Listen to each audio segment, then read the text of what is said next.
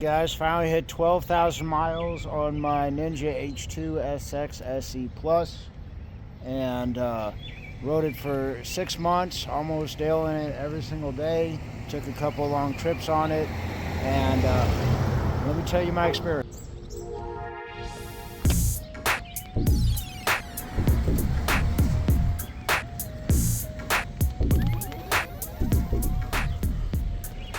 First, let me do review a couple of specs on this one. Like I said, this is the H2 SX SE Plus package. So it's that supercharged 1000cc engine, 200 horsepower. But it also has saddlebags, cruise control, heated grips, adjustable magnetic ride, adjustable preload, adjustable engine brake, adjustable traction control, a bunch of different rider modes. It's a really comfortable bike, and the seat is a lot more comfortable than a regular H2, and the passenger seat too. Have that confirmed. But it's fast and it's also comfortable. It's the perfect mixture. I don't think there's another bike out there that can do it quite as well. Now, like I said, I rode this every single day to work. I work about 30 minutes away from home. I rode it all winter long, unless there was snow on the ground. I did ride it a couple times when there was snow on the ground. But the coldest I rode it in was 24 degrees. The heated grips help all the way down to about 32, and then they do nothing after that. You can't feel them through your gloves. But yeah, I don't know if I can go back to not having heated grips, and especially not having the cruise control. One of my only gripes is there's so many buttons on here, heat grips, and a lot of these buttons are dual purpose buttons. So that makes it very confusing on how to figure out how to use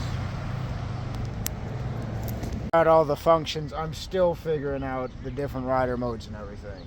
And like I said, adjustable suspension with the push of a button. You could change it from sport, rain, road mode, just power level. You can adjust for the weight of a passenger. You can adjust for the weight of luggage, and it will automatically adjust the ride height. Tires. I came with battle axes. I put battle axes back on here. I went through those pretty quick. I didn't like the way they wore, so I ended up getting Michelin Pilot Power 2CT dual compound instead of 3 compound. And I had those on my other bike. I'm happy with the miles and the performance. It's perfect mixture for sport touring in my opinion. Now let's go to the power. I had this in low power for months and months and months, and I turned up to medium, and I just recently turned up to full power. And let me tell you what, with that supercharger, it's not peaky at all. It is a very linear power band. So that's great. And the longest going back to comfort, the longest I rode this, when I bought it, I went immediately down to Tail of the Dragon. I rode all the way from Tail of the Dragon back to St. Louis all in one day, 11 hours. It took me about 15 hours to do that 11 hours of riding. I had to take a couple breaks and a couple lunches and stuff like that. So yeah, I am very happy with how comfortable this is, and I cannot believe how much attention this gets.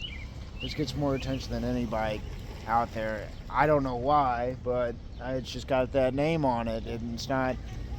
It is one of the fastest bikes, but I believe Abusa is a little bit faster, and I'm sure you could modify your 1000 to be a little bit more sporty than this. But it is just as fast as, if not faster, than most super sport leader bikes. Faster than any 600, I'll say that for sure. Looks are definitely controversial. I think it looks kind of fighter jetty. As you know, this is the bike that Tom Cruise had in Top Gun, of course. So, and I think it looks pretty good with the bags too. A lot of you guys hate the bags. I love how this one has supercharged in gray. The new ones are black, but I think that kind of stands out a little bit more. The only modifications I have are the frame sliders and the Yoshimura exhaust. RG tail tidy. And that's it, and that's all the modifications that are going to be done to this bike. I don't think I'm going to turn it up. I don't think I'm going to tune it. Maybe just do the tune where the throttle body stay open after 10,000, because they detune this to where the throttle body start to close, and you could actually tell the power's leveling off around there. But would I buy this again? I wouldn't pay new what they cost, but I got this 3 years old. It was had 2,000 miles on it for about almost half the price as new, and so I'm so glad that I got it used. But if I hit 50, 70,000 on this one, which hopefully shouldn't be too long, I'm hoping to put that in 2 or 3 years. Maybe I'll upgrade to another one that's 2 years old that's got 2,000 miles on it. So I hope you enjoyed this review, and would I buy it again? Well, hell yeah.